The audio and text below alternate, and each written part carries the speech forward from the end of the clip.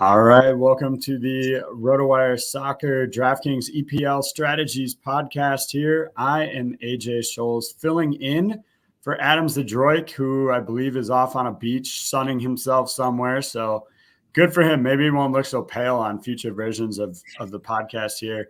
I'm joined by Ryan Belongia, as always, in here for his expertise. Ryan, how are we doing today? Doing good. We've had 2 weeks off, international break, some big results right before the break too. I know Jordan had a nice day, won another King of the Pitch ticket. I had a nice day on the last slate, won a King of the Pitch ticket. Took first place in the tournament. So yeah, we got some momentum heading into this slate. We'll see if we can break it down for everybody. I think it's a tougher slate than most of the ones we've had recently. 5 games. Man City is the biggest favorite, highest implied goal total. But we also have Chelsea at home to Brentford, big favorite, implied goal total of 2. So, normally these Manchester City slates are kind of annoying because you don't know which guy to pick. Chelsea slates are the same way. So now we have both these teams on the slate, which makes it even tougher. And there's other good spots also.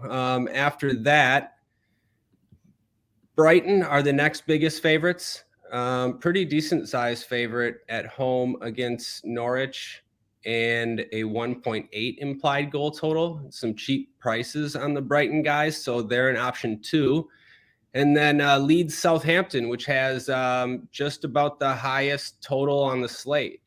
And players like Rafinha and Ward Prowse and some other guys that, we normally like rostering. So there's a lot of options. And then the fifth game I should mention is Wolves at home to Villa. Definitely the least appealing game, but still maybe some players we can target for tournaments. Yeah, absolutely. I mean, we were talking before we got started here to have 3 teams on the slate with greater than 60% win probability here. We've got the odds report up here from the cheat sheet. Definitely want to go to rotowire.com, check that out here. And then the other thing I noticed too, look, we'll give Brighton the 0.001 that the cheat sheet isn't, and so we'll call 3 teams with 50% or greater chance for a clean sheet. So definitely a bit of a unique slate here, I think. And before we get into some of your recommendations, I just want to throw quick nod to your article is up on RotoWire already this morning. DraftKings Fantasy Soccer Saturday EPL picks. You can get all of Ryan's breakdown there and maybe help you cash yourself. I definitely am going to be leaning on that heavily myself here to see what you got here. I'll just dive us in, man. Yeah, that was a great breakdown. Let's take a look at some of these forwards. I got the anytime goal scorer odds. Mahir is coming in 11K, but odds 105 is the player line here. I mean, that's pretty fantastic odds to get a goal. Is it worth paying up on this slate right away to get him just because he is the number one projected guy to score a goal? Yeah. That's a tough one. Initially, I would lean no.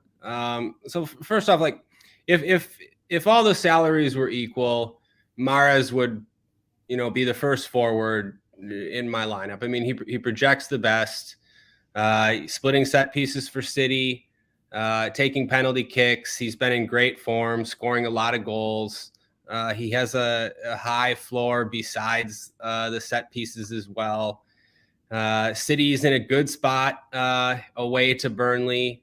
Should be goals in that game. But 11K is just a lot on this slate when we might not have much value, and when there's also other decent options on these top teams. I don't think like there's necessarily a definitive answer. I don't think he's a must though. There's some other forwards that are worth playing, and like he's by far the most expensive. So just below that, Rafinha. Now he depends a little bit on whether Harrison is in. Harrison's been taking most of the corners over Rafinha since Jesse Marsch got appointed manager. So I think if Harrison starts, you probably forget about Rafinha in cash games. It just doesn't make sense. But if Harrison's not in, then yeah, it's the same old Rafinha that we've rostered the whole year. He looked great last game. Leeds has looked a little better. Rafinha was unlucky not to score. He hit the crossbar a couple times. Still had a great game. So then lower than that, I think the next guy you look at is Phil Foden. $3,000 difference between him and Mahrez seems too big to me. Foden has been taking just about as many corners as Mahrez. Now he doesn't have as high of a floor as Mahrez, and obviously not as good of goal scoring odds either.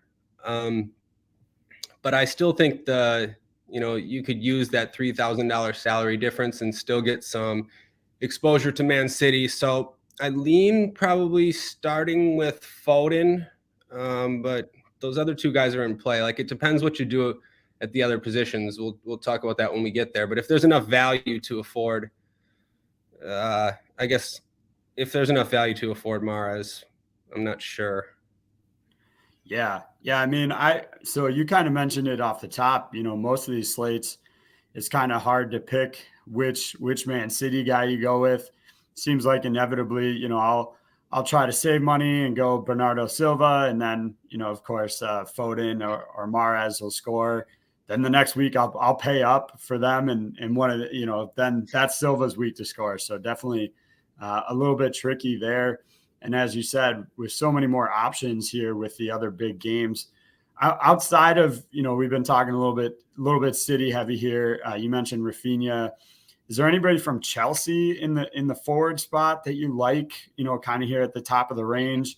Obviously, if you're a Team USA homer like I am, Christian Pulisic, offers some intrigue just from a fan side of it at 7,300 here.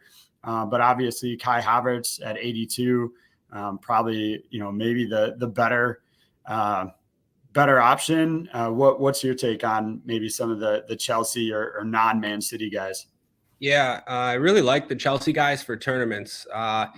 I don't think you don't consider any of them for cash games just because there's really not a floor for any of them. But they're pretty good price tags for this home spot against Brentford where there should be goals. Havertz, he's priced up because he's been the hottest forward for Chelsea, I guess. 4 goals in his last 3 just in the league. He's scoring in the Champions League as well. And so, yeah, I mean, it makes sense that he's the most expensive. But I think I have more interest in the cheaper guys. Yeah, Pulisic, love him for tournaments. Lukaku too.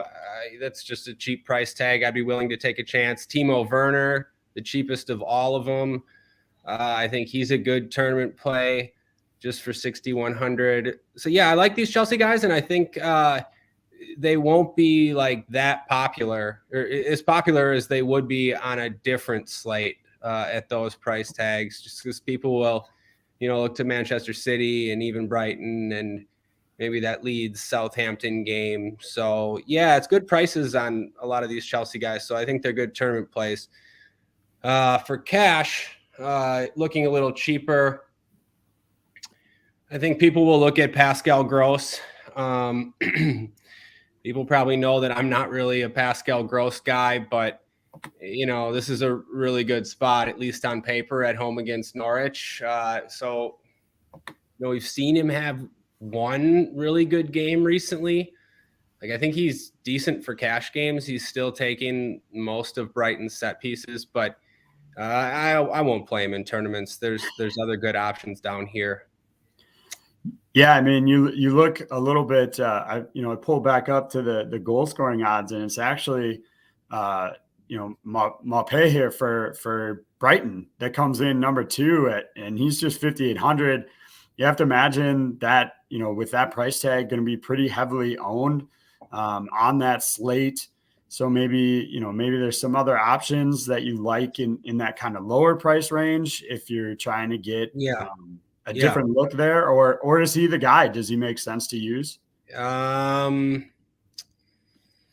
I think it could be both. It could be both things that you said. So first of all, yeah, I really like Maupay. That's just way too cheap for those goal scoring odds. He should be 7K. So like he's at least 1K too cheap. Now, Brighton have not been playing well. They've not been scoring many goals. But this is a good spot. Just look at the odds. I mean, of course you can fade them, like they haven't been scoring. So, but yeah, to answer your question, I like Maupay. He's too cheap, but I do like other guys in this range too.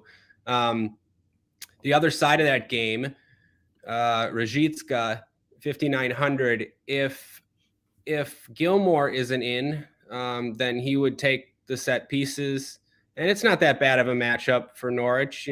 Brighton have been struggling, so I think he's all right. And then in the same game, just Maupay is likely to start up top with Trossard. They're both the same price. So, and there's going to be a pretty big difference in ownership. 2 weeks ago on that slate that I won, Michael Antonio was 6,400 and he was very popular. I think he was 40% owned. Ben Rama started alongside him for the same price, 6,400, and he was like 4% owned. And, it ended up Ben Rama that was the highest scoring of all the cheap forwards. He was the key to the slate. So, that's sort of a similar situation. I don't think the gap in ownership will be that big, but still some decent leverage. There's other guys down here too. Danny James starting up top for Leeds. He's actually got a decent floor, seems to always play 90 minutes. Patrick Bamford's still out. So I don't mind that. Let's see. Yeah, and then this Wolves Villa game. It's definitely the worst target, I would say, of the 5 games. It has the lowest total. Wolves kind of struggle to score. Villa have sort of been struggling to score. But everyone's cheap. At least the goal scorers are cheap. So I think they're okay for tournaments. Wolves have Jimenez out, so Chan and Silva are both cheap. Ollie Watkins, 5,400 for Villa. I mean, any of these forwards can always, score a brace. And, that's the type of thing you need to win one of these slates. So I think all these guys are okay for tournaments. But yeah, Maupay is the best option in my opinion. Those goal scoring odds are just too good for that price tag. And then if Gilmore's not in, like I said, Rashitska is probably the decent cash game option. Yeah. So what you mentioned about Brighton not really scoring goals, just 1 in their last 6. So figured, toss that in there. So yeah, interesting to see them, as heavily favored there, kind of considering that. But again, for those top teams, they do have the lowest implied goal total at 1.82. A lot of that win, I think, goes to the other side. Norwich 0.75 as as the implied goal total there. So really a lot lower. Look, I'll throw it out there. I'm always a fan of, roster flexibility here. Of the guys that we have projected to start on RotoWire that fit that forward spot, the lowest prices are Josh Sargent, Wout Weghorst, and Fabio Silva, all coming in under 5K. Is there any value in those 3 guys, or are we just getting too crazy there to look so low? And no, I think Fabio Silva for 4,900. I think he makes sense for tournaments. Definitely starts in the number 9 role, in place of Jimenez. He could definitely show up with a goal. And then I don't mind Josh Sargent. 3,700 is really cheap. And, rostering him, you can roster a couple Man City players. You could roster him, with Ward Prowse, Rafinha. I mean, Chelsea guys. There's a lot to spend up for. So you're going to have to save somewhere. I don't mind going to a guy like Sargent. No, not at all. Well, speaking of spending up, let's reverse course. We'll take a look at the midfielders. I obviously they've given us some flexibility depending on what you do. Mahrez, Rafinha, Sterling, all those dual eligible spots. But in terms of strictly midfield options at the top of the price range here, we've got Kevin De Bruyne, 10K, James-Ward Prowse at 95, Mason Mount at 88, Philip Coutinho at 86. Is there one of those that stands out? Do we go back to Man City and use De Bruyne, or would you rather save a little bit? I mean, you're talking 1,200 between him and maybe Mason Mount for Chelsea. Yeah, I mean, again, it's tough because they're all good options. I feel no safe. Bad choices if you had an unlimited pool, right? Yeah. Unlimited money. I pretty much always side with De Bruyne, and it's a pretty good spot here. I just feel safest with De Bruyne. Ward Prowse probably has a little bit higher floor. He's just been sending in so many crosses, 19 last game, 14, 15. And, he's been scoring some goals too with penalty kicks and free kicks. So, Ward Prowse makes a lot of sense too. I think I lean KDB just because he's been a bit more attacking lately. He's been shooting more. He's been scoring more goals from open play. And in general, he's just a more attacking player than Ward Prowse, more likely to get a goal or an assist. So for me, it's probably always going to be KDB.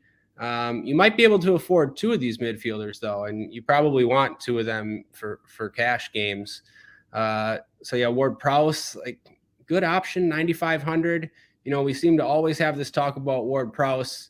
I tend to not play him in tournaments. I mean, sometimes, but in these spots, I tend to lean towards the Chelsea or City guys, but it hasn't necessarily been working out. I mean, we've seen Ward Prowse hit a lot of ceilings, but I don't think 12, 13, even 15, it's probably not going to be enough most times on a 5-game slate. So I do like the Chelsea guys then for tournaments. They're cheaper as well. Ziyech, I'd probably prefer Ziyech just because he's cheaper, but Mount's fine too. If they both start, that's kind of the nightmare scenario. That happened last slate. Both of them started. They split set pieces. Mount got subbed off early. You just have to play a guessing game when both of them start. And also their floor is a little bit lower when they're in together. So I wouldn't have quite as much interest then.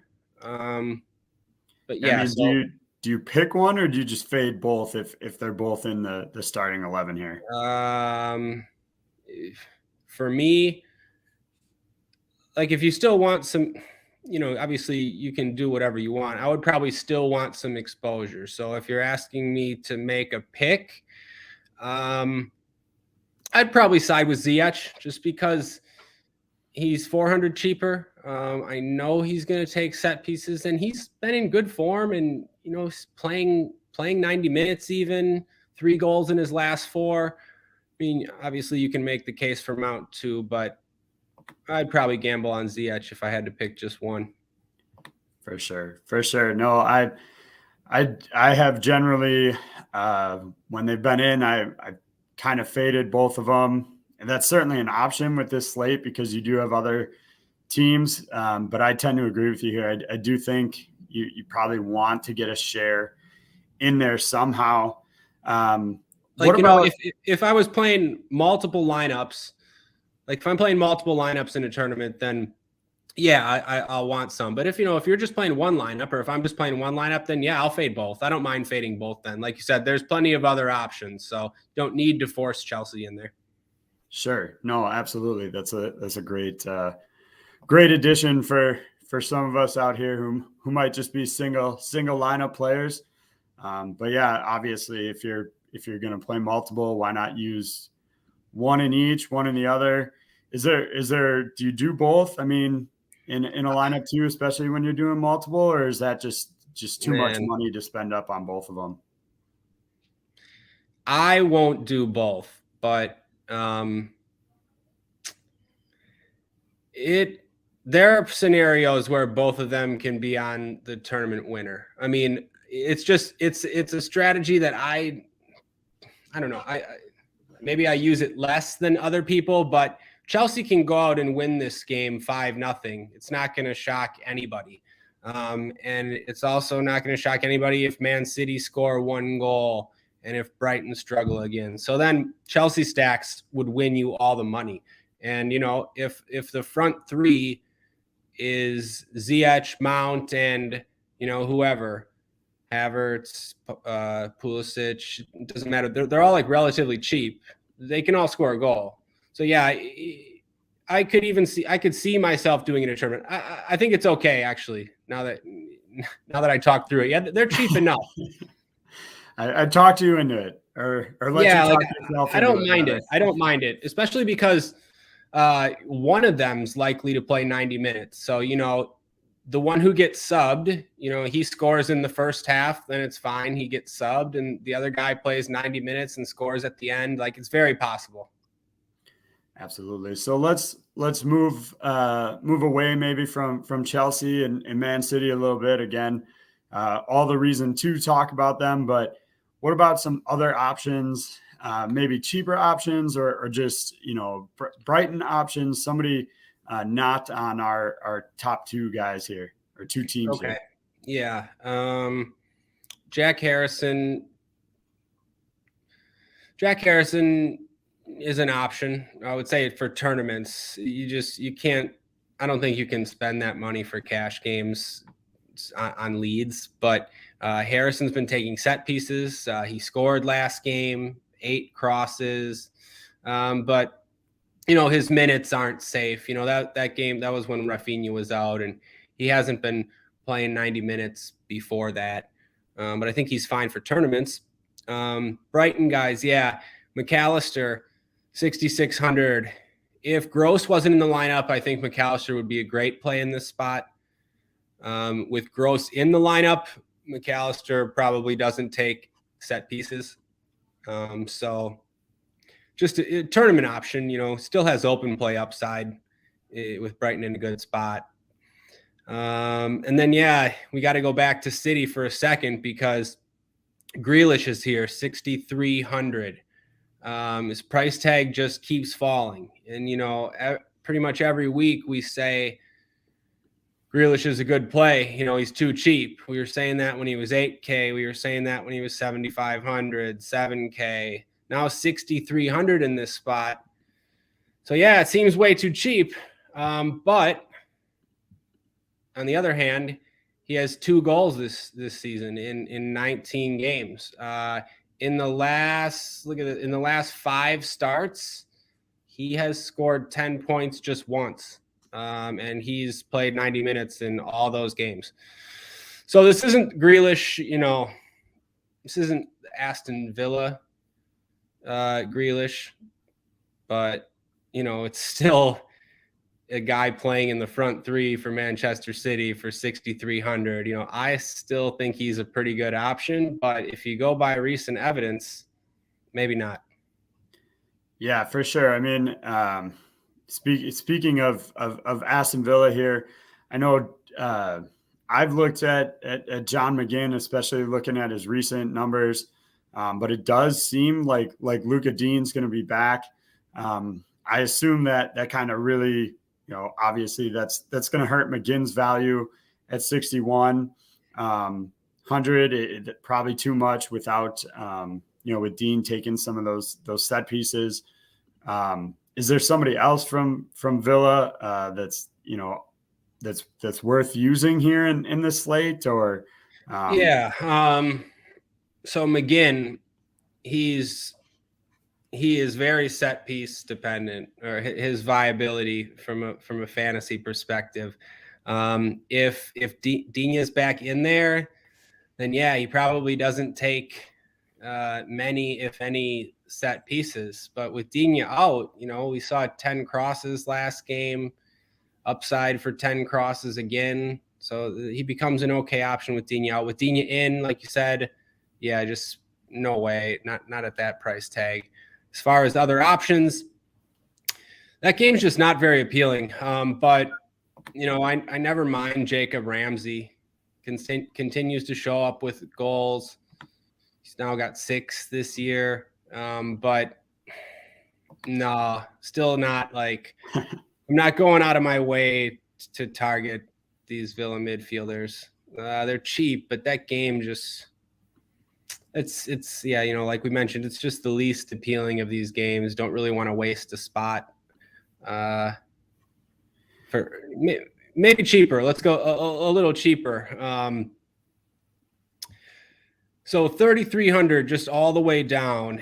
Trincao, I don't think he's in our projected lineup, but I've seen him in some other ones.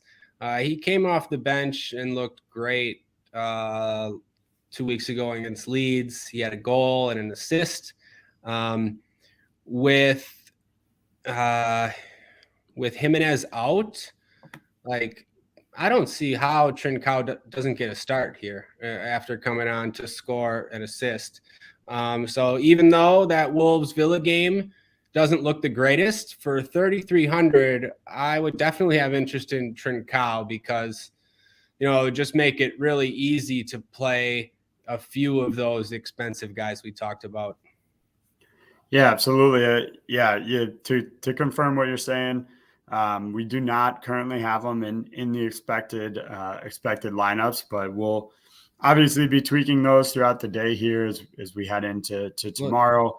Updates with various injury news and all that. So again, just a quick plug, check out rotowire.com for all the latest player news as we get that out to you, and what that may or may not mean for those expected lineups.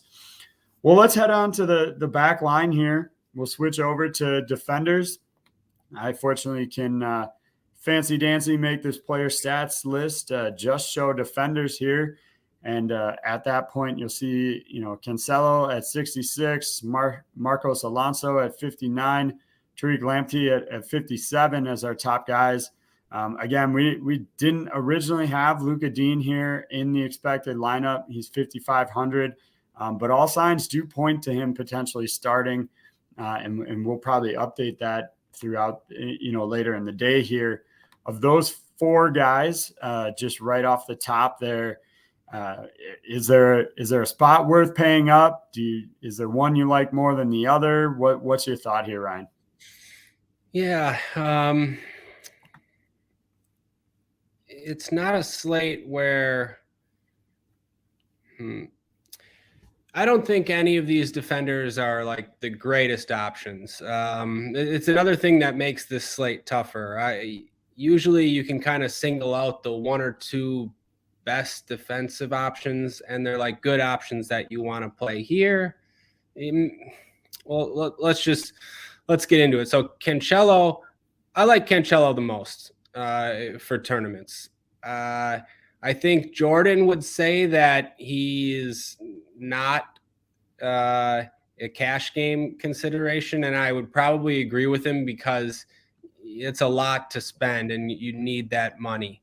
But I like Cancelo a lot for tournaments. I think he, even without set pieces, he has the highest floor and probably the most upside too, unless Marcos Alonso starts. Now, Marcos Alonso hasn't been starting, but if he did start on the wing, I think he'd be a decent option. And if he started without Hakim Ziyech, I think I'd be looking to roster him because he'd probably take a few set pieces too. So the news that Lucas Digne is probably going to start, he's probably who you would say is like the best cash game option. We have other defenders here that take set pieces, like 8 Nori for Wolves, 5,300. But, you can just look at his log. He never scores more than 7 points. So, I mean, it's not a priority.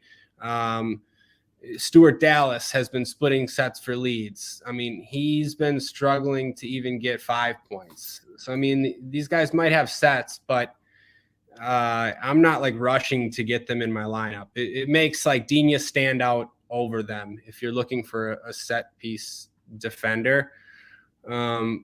But I like Cancelo better than all of those guys, at least for tournaments. It's a weird slate for defender because normally I like to spend up, but I'm thinking about spending down on this slate. I just don't see that much opportunity cost. Are we spending down kind of in a middle price range with, the spend down options like don't seem that great either. Well, it'll depend on lineups. Malang Sarr, who I put in the article, 3,900. He's been playing left back for Chelsea, but he hasn't really been doing much, and he's been getting subbed early, but still a decent price for Chelsea's clean sheet odds. And, there's always an outside chance that a Chelsea fullback can pick up an assist. So I don't mind Sarr. Norwich, I don't see it marked yet, but I think Brandon Williams is out for Norwich and Max Aarons is out for Norwich. So Giannoulis 3,400 seems pretty decent. He hasn't been playing much, but if you look when he's played 90 minutes, he's done pretty well. And the matchup against Brighton isn't that bad. So 3,400 seems okay. So I don't mind him. You can go to a center back if you want. I mentioned Rudiger. I don't mind Rudiger. 3,600. Good clean sheet odds. Good, decent chance at a goal. Decent chance for a center back, I should say. Lower than that, I don't know. Is there anybody? I mean, anybody stand out to you? Maybe not even lower than that in the mid range. I mean, it's a tough slate for defender. Yeah. I do tend to, I'm guilty of clean sheet chasing. I mean, looking at the top 3 teams here, if you really want to get nuts, Lewis Dunk, 3,300 for Brighton. They've got decent odds. You mentioned, Rudiger, Veltman and Thiago Silva both come in at 3,800. John Stones at 4K. Those are like the cheapest defenders on those top 3 teams that we mentioned off the top in terms of greater 50% or greater clean sheet percentage here. So I might throw one of them in. Again, I'm all about the roster flexibility. Spend down in some places so I can spend up in others. So that's kind of where I tend to go. And I did want to follow up where I confirm we're in the process here. But Aarons, Max Aarons and Williams, who you mentioned, are both expected to be out.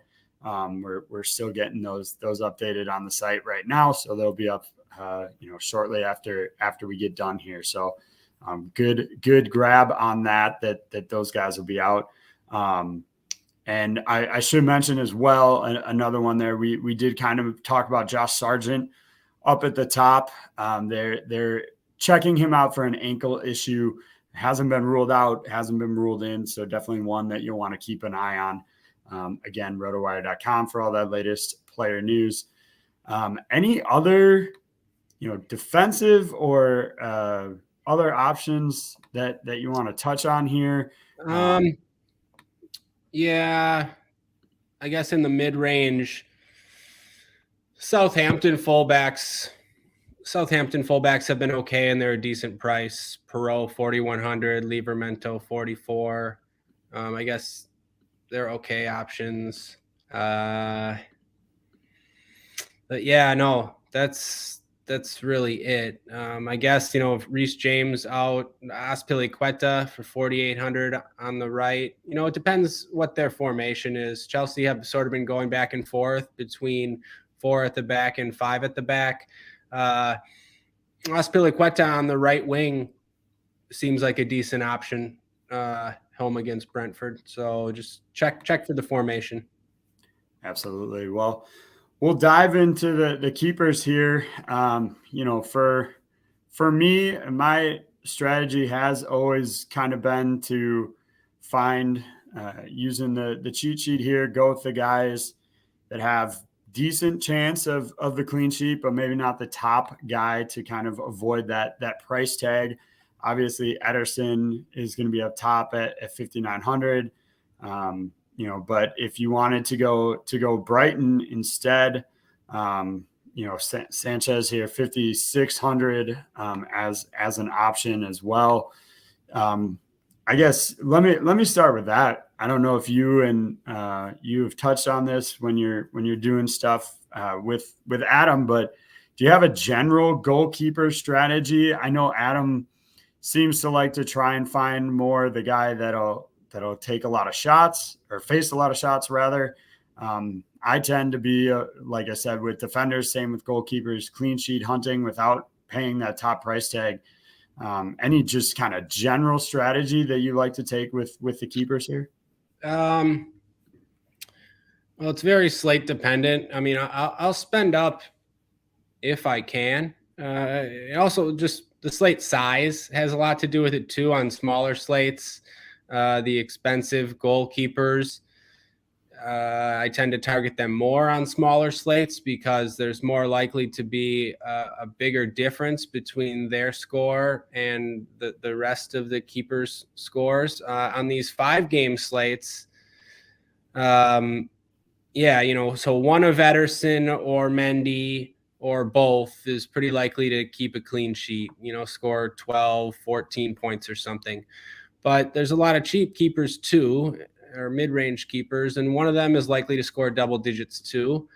So if there isn't value, at midfield or defender, then I'll probably spend down at keeper to afford, Kevin De Bruyne's, Mahrez, Ward Prowse. So always spend down at keeper if I need to. But if there's value, then you can pay up. As far as this specific slate, oh man, I mean, Sanchez for Brighton, that's just like strictly a game theory leverage play for tournaments because he's just priced way too closely for me to Mendy and Ederson. I know the clean sheet odds are similar, but I mean, for one, Sanchez, look at his game log. He's allowed multiple goals in 6 straight games. That's pretty crazy. I know it's Norwich, but yeah, I don't know. I couldn't trust it over Mendy or Ederson for tournaments. It seems fine.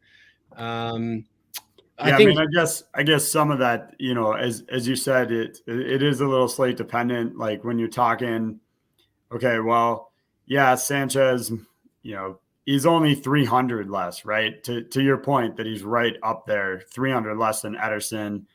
At that point, is it worth it, right? If he was maybe 600 less than Ederson, I guess, maybe it makes a bit of a bigger difference there for sure. Like it's only worth it for leverage in tournaments. Like I don't mind it at all if you pair him with Lamptey. I should have mentioned Lamptey. I didn't even mention him. Obviously he's got a lot of upside, depending on whether, he starts in a back 4 or on the wing. I'd like him a lot if he started on the wing, now that DraftKings moved him back to defender. But just going back to goalkeeper, I don't mind Sanchez if you're pairing him with Brighton guys, maybe Sanchez and a center back or Cucurella and a center back, then it makes a lot of sense for tournaments. But, if I'm building one lineup or for a cash game, yeah, there's just no way you could ever play him over Mendy or Ederson. Cheaper though, I think one of the more popular will be Jose Sa at home against Villa. That game has the lowest total, and he's cheaper than both the keepers in the Leeds Southampton game who are priced above him. So it just makes sense. And Sa's, he's been sort of a popular option in these spots recently. And for the most part, he's done well. So people are probably just going to go back to Sa. Yeah. I mean, that might be, I think you probably convinced me on that one. And yeah, the fact that he is cheaper than those other two keepers is kind of clutch there. I mean, if you're looking for those saves, obviously I would expect, Nick Pope to face plenty. But I'm not. Yeah, no, I think targeting saves is fine though too on this slate. Pope against City or Raya against Chelsea. You can even play the Norwich keeper, but they're all just so cheap. Let's say you're playing Mahrez and De Bruyne or Foden and De Bruyne in tournaments, then maybe you're fading Chelsea. So you can play the Brentford keeper in that case. If you're going to go heavy for Chelsea in tournaments and maybe fade Man City, then you can play Pope. That makes a lot of sense. And also, we see plenty of times those $3,500, $3,600 keepers, they can allow a goal or two, pick up 7 or 8 saves, finish with 8 or 10 points and be on the winning lineup, no problem. If one of those cheap keepers gets you 6 points even, and Ederson and Mendy score 12, that's not that bad. You can overcome that. Yeah, a lot of options, I think, is the kind of theme of this slate, with those those big games and being a little potentially one-sided here. So I guess before we call it a show here, just anybody else that we didn't get to that you wanted to touch on, or have we pretty much covered everything here? Yeah, let me see. It's a big slate and there's a lot of options like you mentioned. Yeah, I didn't mention anyone from Burnley or anyone from Brentford, as big underdogs, but I guess they're okay for tournaments. It's not somewhere I'm going to go when we have all these options. I guess I didn't mention anyone on Southampton. That game has the highest total, basically the same total as the City game, and Leeds still give up a lot of chances, still are conceding goals. The Southampton guys are cheap. I just had El Yunusi on my winning lineups last week. He scored. He's a decent price, and no one's going to roster him. Their forwards too, Che Adams, and then Broja is one of those cheap guys I didn't mention. You could play 2 for 5,300. Yeah, I don't know. I think other than that, I think we covered it. Absolutely.